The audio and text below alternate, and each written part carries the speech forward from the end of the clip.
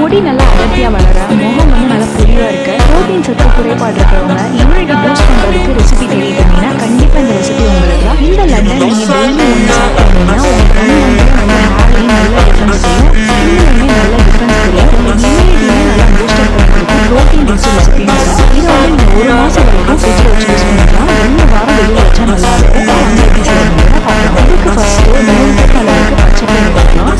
3 கப்புங்கிறது நான் 300 கிராம் அளவுக்கு எடுத்துக்கேன். இதை வந்து லைட்டாக ப்ரௌன் கலரில் வர வரைக்கும் நல்லா ட்ரை ரோஸ்ட் பண்ணி எடுத்து நல்லா ஆற வச்சுட்டு ஒரு மிக்ஸி ஜார் ஆட் பண்ணிக்கோங்க.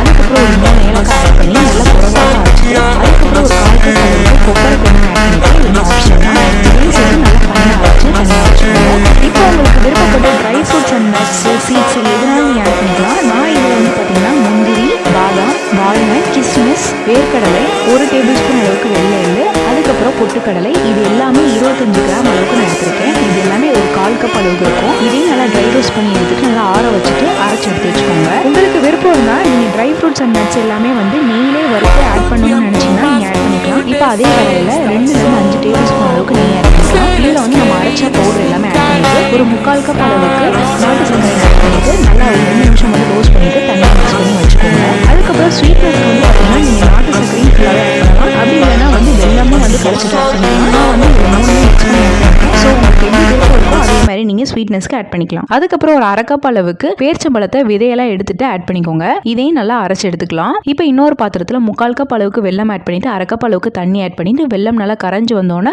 ஒரு 2 நிமிஷம் நல்லா கொதிக்க விட்டுட்டு கொஞ்சம் கெட்டியான பின்னாடி ஸ்டவ் ஆஃப் பண்ணிட்டு நல்லா வடிச்சிட்டு நம்ம பவுடர் பண்ணி வச்சிருக்கிறது எல்லாத்தையும் ஆட் பண்ணிக்கோங்க. இப்போ வந்து நம்ம அரைச்சி வச்சிருக்க பேரிச்சம்பழம் எல்லாமே ஆட் பண்ணி நல்லா மிக்ஸ் பண்ணிக்கலாம். கையில் வந்து நெய் அப்ளை பண்ணிட்டு கொஞ்சம் கொஞ்சமாக எடுத்து லட்டு உருண்டைகளாக உருட்டிட்டிங்கன்னா சூப்பரான ஹெல்த்தியான லட்டு ரெசிபி வீட்டிலே ரெடி ஆயிரும்.